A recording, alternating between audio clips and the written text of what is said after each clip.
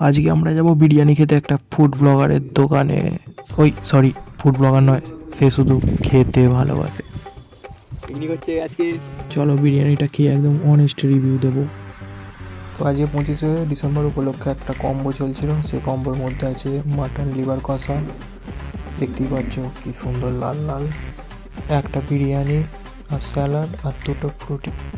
বিরিয়ানিটা খেয়ে সত্যি খুব ভালো লাগলো, কারণ সিঙ্গুরে যতগুলো বিরিয়ানি খেয়েছি সবের থেকে এর স্বাদটা আলাদা। এটা বলবো না যে এটা খুব ভালো খেতে অন্যান্য বিরিয়ানির থেকে।